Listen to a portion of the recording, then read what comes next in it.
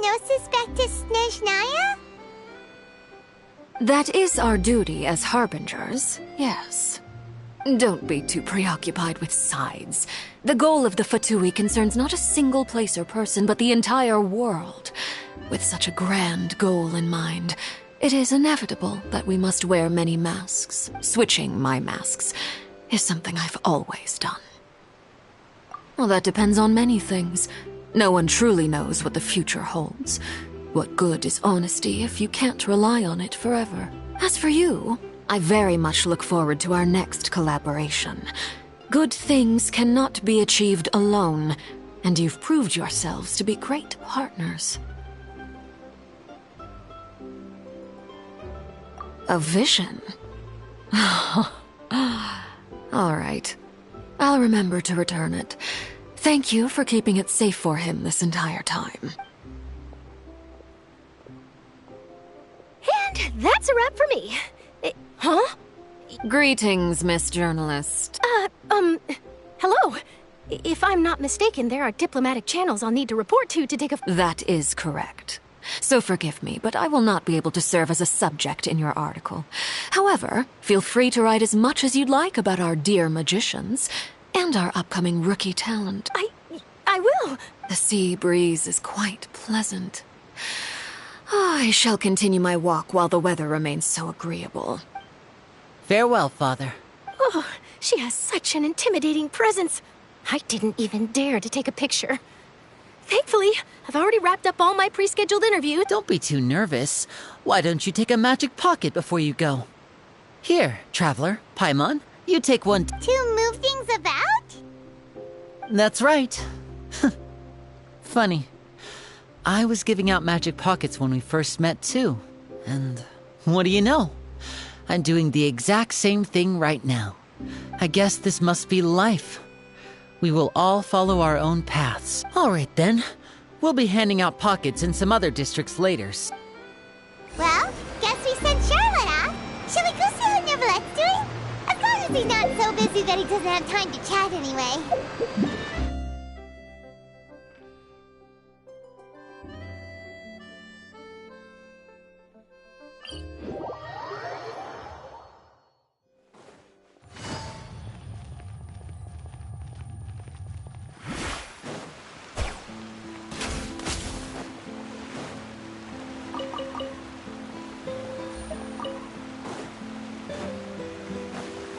Take it easy.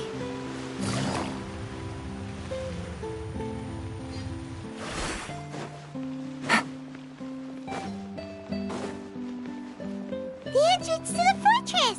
Ooh, he really is there!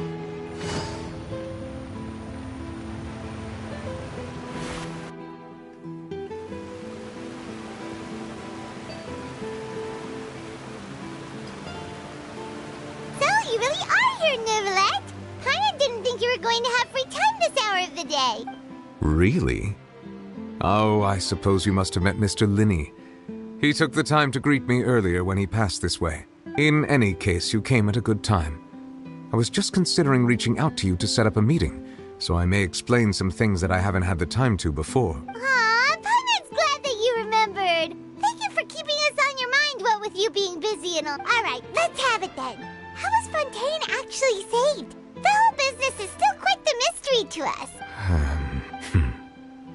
It is strange how words can often leave a bitter taste in the mouth when it finally comes time to say them out loud.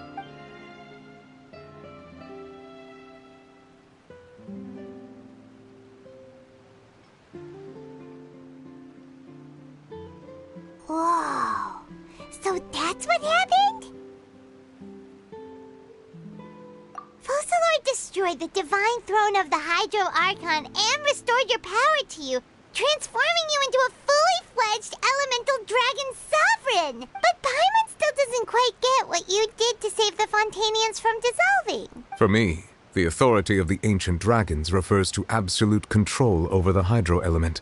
Fontanians were incomplete humans born of Egeria's use of the power of the primordial sea, with constitutions similar to that of mimics. But so long as those primordial energies remain within them, I could use the ancient dragon's authority to grant them true blood, after the fashion in which life was first brought into being on this planet. In other words, when I gave my verdict, Fontanians became true humans, and thus would naturally no longer be dissolved by water from the primordial sea. Fossilor must have counted on you to make that decision as well. Your verdict was the key to making the prophecy appear to have come true while saving everyone. Yeah, and in a manner of speaking, Fossilor finally managed to fulfill the original Hydro Archon's wish to turn Oceanids into real people too! It seems from your expressions that you still have more things you wish to ask. Ask away. I will tell you the truth as I know it. I have investigated his case along many avenues, and I have learned that he once fell into an unknown chasm when he was young. There, by chance, he awakened the all-devouring narwhal. But whether it be by sentiment or reason, that should not have been enough to consider him the root cause of the disaster. At most, he would have had tangential liability. As for the judgment passed by the Oratrice, whether it was due to that liability by association, or Fossilor deliberately using him to buy time for us on the assumption that he would be able to hold the creature off, I cannot say. Guess Fossilor had Fontanians in mind the whole time. In the end, it was thanks to her that they finally became real human. Hang on a second. Paimon suddenly got another question. Back when Fontanians hadn't yet become real humans, were the children they had also transformed Oceanids? Life has always flowed like water. Do you recall how Fontanians would often come to the Fountain of Lucine to pray for children? Yeah, Lynette said the fountain is where all the waters in Fontaine converge. In truth, even those couples did not know that such prayers were no mere custom, but instead a form of ritual. Those Oceanids who were blessed within the spring water would later descend as new humans in the coming months. Paimon... Ask away. I will tell you the truth as I know it. Oh, that's right! They say you've given it to the Knave as a diplomatic gift or... Leaving aside their intentionality, the two Fatui Harbingers have indeed done much for us during this crisis. Their sole remaining goal in Fontaine, at least at this point, would seem to be the Gnosis. The Oratrice has ceased to function. The Hydro Archon's divine throne is now no more, and I do not need the Gnosis's power. As such, it has lost all meaning for Fontaine. If the Fatui have impure designs, then we might as well accede to their request now, and avoid unnecessary conflict. What complicated considerations? Paimon thought you were just giving it to them out of gratitude to the Knave and as... Ask away. I will tell you the truth as I know it. You will soon be heading to Natlan, I presume. I'm afraid that I have little talent as a travel guide, so all I can do is tell you what I know about that land. As far as I'm aware, Natlan can be said to be a nation of dragons. A nation of dragons? No, I suspect that I would not find myself welcome there. Unlike ancient dragons such as myself, the dragons of Natlan have undergone long years of development and evolution. Large numbers of them have entered a form of coexistence with humanity. Natlan is also the nation of war. War ravages those lands like an undying flame. There is one other piece of information I got incidentally from my negotiations with the Knave that I believe may be useful to you. The Harbinger known as the Captain has thrown his hat into the endless ring of war. The Captain. Sounds like a real tough customer. Seriously, everywhere you look, there's a Fatui Harbinger doing their thing. I suggest that you fully prepare yourself before going to Natlan. In the meantime, Fontaine's doors will always be open to you. Ask away. I will tell you the truth as I know it. Hang on a sec. Paimon, when we spoke to Linny earlier, he mentioned that your attitude towards giving away the Gnosis had clearly changed. We guessed that there might be some reason... No wonder the House of the Hearth is the Fatui's intelligence division. So regarding this specific issue, I was just getting ready to share something with you. In truth, I exchanged some further words with that lady named Skirk after sending you two back to the surface. It went something like this.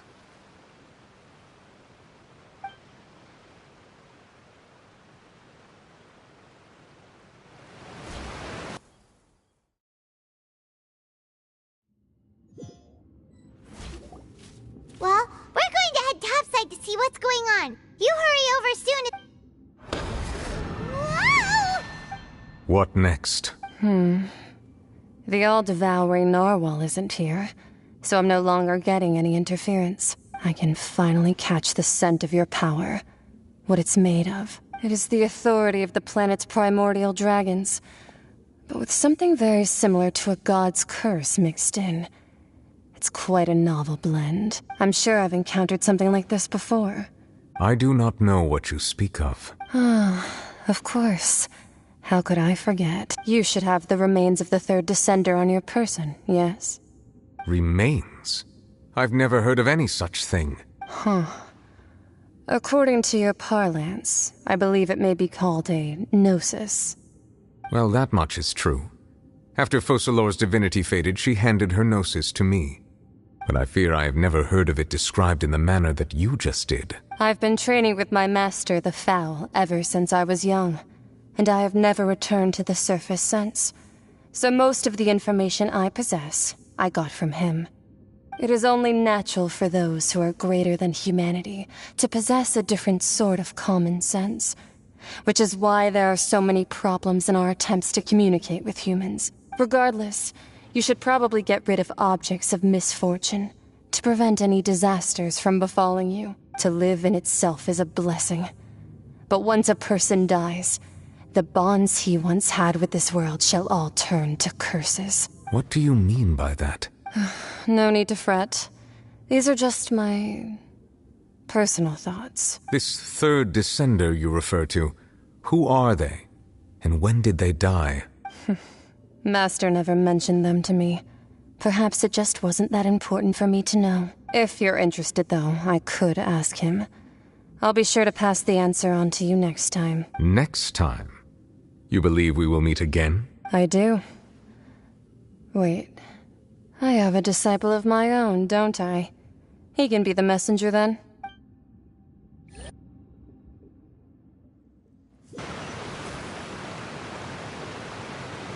That's what she told me. The remains of the third descender? So that's what the Gnosis actually are. Paimon just thought they looked like chess pieces. All the same, assuming that there was no misunderstanding or special metaphor at play. And she said that it would bring misfortune and that you should check it, which is why you gave it to the Fatui. If she speaks the truth, then I would simply be putting Fontaine at unnecessary risk by keeping it here.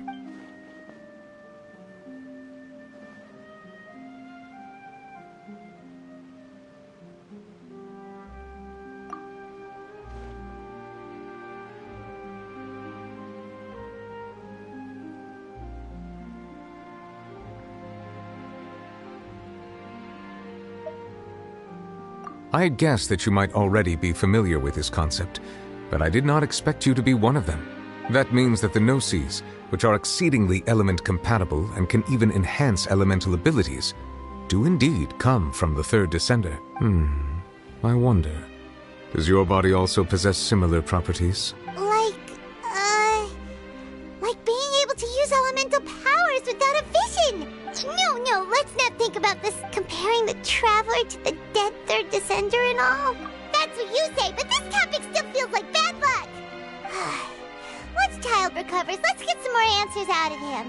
Or go... I too believe it unwise to make too many blind guesses when information is lacking. All right. Whatever the case, it seems like the crisis here... Yes. All of... But she sacrificed herself in the end as a god, and she suffered through all those years as a human. Was that really what she wanted? I suppose that would be the mystery of a god's will. I suspect not. But once in a while, I too would guess that if wishes were like the clouds in the sky, they will one day return to the earth as raindrops. Life flows like water, and rain is the final answer. And what ultimately?